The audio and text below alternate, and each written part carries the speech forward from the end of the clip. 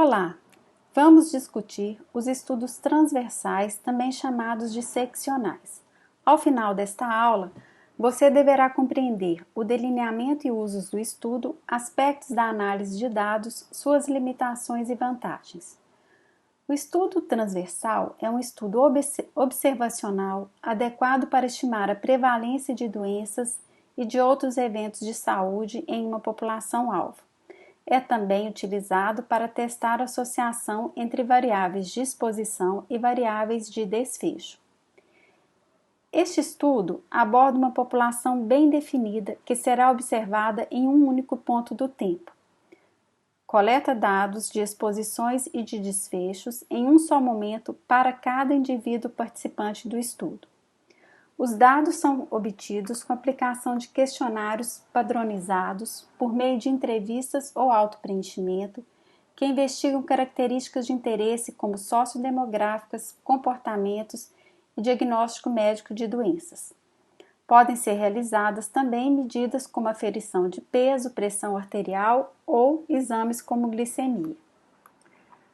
As análises descritivas do estudo transversal fornecem um diagnóstico de saúde da população-alvo, pois permitem dimensionar os problemas de saúde mais frequentes, identificar grupos mais vulneráveis, estimar prevalências de exposições como comportamentos de risco, conhecer padrões de uso de medicamentos, de uso de serviços de saúde ou cobertura vacinal. Os inquéritos nacionais, como a Pesquisa Nacional de Saúde, o Vigitel, são exemplos de estudos transversais realizados periodicamente com amostras representativas da população brasileira, que também permitem monitorar tendências ao longo do tempo. Este é o delineamento do estudo transversal. O estudo começa com a definição de uma população-alvo, que é a população que se pretende conhecer, que pode ser a população de uma área geográfica, de um estado ou de um país, ou estudantes de escolas públicas, por exemplo. Uma amostra representativa dessa população é selecionada de forma aleatória para fornecer as estimativas dos parâmetros para a população-alvo. Coleta-se em um único momento os dados sobre exposições e desfechos dos indivíduos da amostra. Como um dos usos deste tipo de estudo é examinar a relação entre exposição e desfecho, os indivíduos poderão ser classificados em 4 subgrupos possíveis: exposto com a doença, exposto sem a doença, não exposto com a doença e não exposto sem a doença. Da análise de dados, vamos ver as medidas de ocorrência e de associação. A medida de ocorrência estimada no estudo transversal é a prevalência, que identifica a proporção de casos existentes no momento da coleta de dados e é obtida pelo número de indivíduos, definidos como casos, sobre o total de indivíduos da amostra vezes o número da base 10. Para determinar se há evidência de associação entre a exposição e doença, compara-se a prevalência da doença nos expostos com a prevalência da doença nos não expostos. Uma das medidas utilizadas para essa comparação é a razão de prevalência. Como podem ver, é a prevalência em expostos pela prevalência de não expostos. Essa razão, a razão de prevalência, estima a presença e a magnitude da associação. Vamos ver como obter a razão de prevalência. Vamos representar aqui os 4 subgrupos definidos anteriormente nessa tabela 2x2. Nessa tabela, a prevalência da doença é dada pela proporção correspondente a A mais C, que é o total de doentes, dividido por N, o total de indivíduos da amostra. Para obter a razão de prevalência, vamos estimar a razão obtida pela proporção A dividido por A mais C mais B, que é a prevalência entre os expostos, dividido pela proporção estimada por C dividido por C mais D, que é a prevalência em não expostos. Se a prevalência de expostos for estatisticamente diferente de não expostos, pode-se concluir com alta probabilidade que há uma associação entre a exposição e a doença. Então, vamos ver como interpretamos a razão de prevalência. Se a razão de prevalência for igual a 1, o resultado sugere que a frequência da doença é igual em expostos e não expostos. Se for maior que 1, sugere que a frequência da doença é maior nos expostos do que não expostos. E menor que 1, sugere que a frequência da doença é menor nos expostos do que nos não expostos. Veja aqui um exemplo hipotético. Temos a seguinte pergunta: inatividade física está associada ao diabetes? Nesse caso, a exposição de interesse é inatividade física e o desfecho, presença de diabetes. Temos nessa tabela a representação dos 4 subgrupos: expostos com diabetes, expostos sem diabetes, não expostos com diabetes e não expostos sem diabetes. Nós então vamos calcular a prevalência de diabetes no grupo exposto, que correspondeu a 48,8%, e a prevalência de diabetes no grupo não exposto, que correspondeu a 21,3%. Comparando essas duas prevalências, obtém-se uma razão de prevalência de 2,3.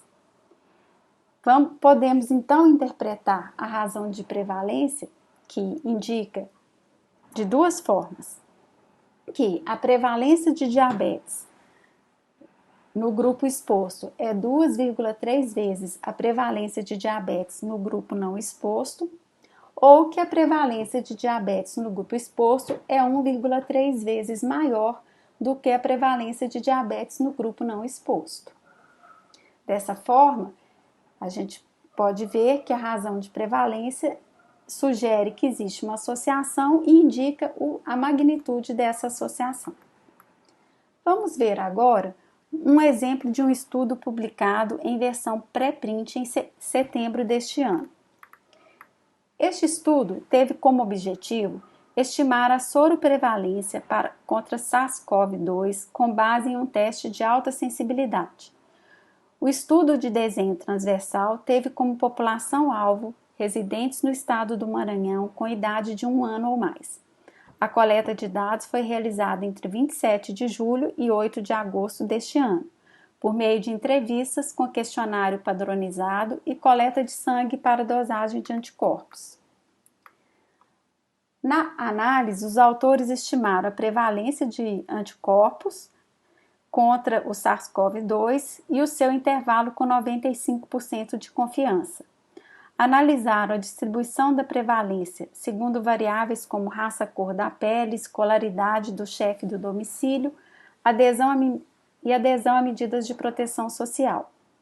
A associação entre essas variáveis e a prevalência de infecção por SARS-CoV-2 foi estimada pelo teste do Q² de Pearson, considerando o nível de significância estatística de 5%.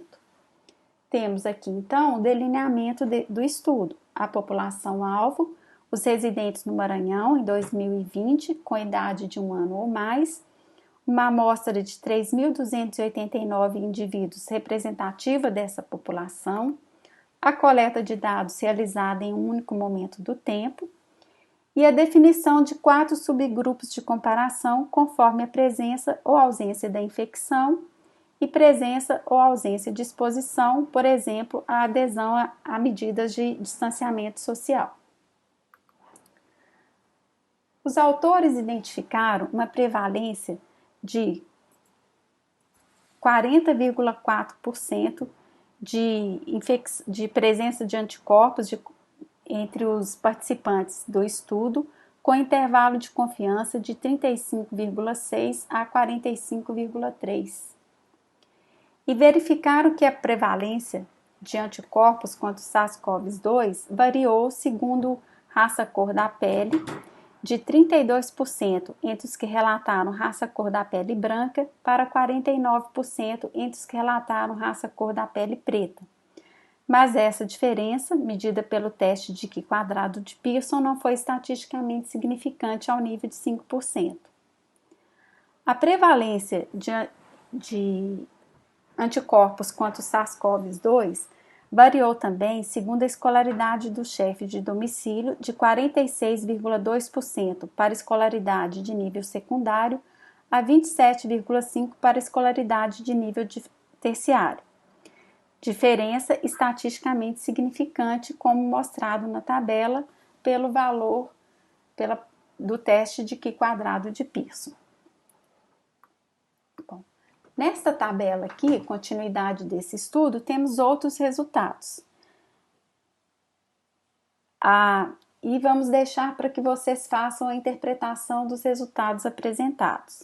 Verifiquem se a prevalência de anticorpos contra o SARS-CoV-2 variou de acordo com a adesão às medidas de distanciamento social ou se variou de acordo com o uso de máscaras. Interprete os resultados. Calcule também a razão de prevalência entre expostos e não expostos segundo os dados apresentados na tabela. Se tiver dúvidas, esclareça com seu professor na aula síncrona. Bom,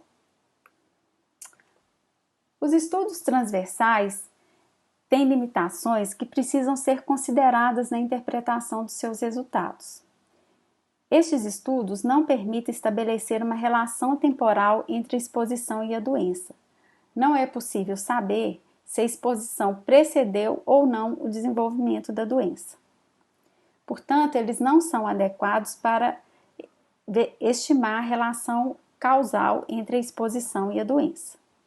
Outra limitação é o viés de sobrevida. Nestes estudos são incluídos casos prevalentes, sendo excluídos, por exemplo, os que morreram após o desenvolvimento da doença. Assim, em situações em que a exposição estudada está relacionada com maior duração da doença e não ao seu desenvolvimento, ela estará associada à sobrevivência depois do desenvolvimento da doença, o que caracteriza o viés de sobrevida. A terceira limitação é a causalidade reversa.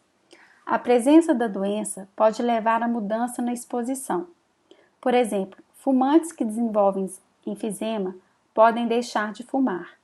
Na análise transversal, podemos identificar maior prevalência de enfisema em não fumantes do que em fumantes. Este fenômeno é conhecido como causalidade reversa. Os estudos transversais têm vantagens importantes. Tendem a ser de execução mais rápida, mais simples e mais barato do que outros estudos, como os de coorte, por exemplo. Entretanto, a depender do tamanho da amostra e da complexidade das medidas, essa vantagem pode ser relativizada. Esses estudos são adequados para descrever a magnitude de eventos na população, orientar políticas públicas e monitorar tendências na população, permitindo avaliar essas políticas. Por fim, esses estudos geram hipóteses para serem investigadas em estudos adequados para estudar relações causais que veremos em outras aulas. Assim, chegamos ao fim desta aula. Aqui estão as referências bibliográficas utilizadas. Vamos aos exercícios.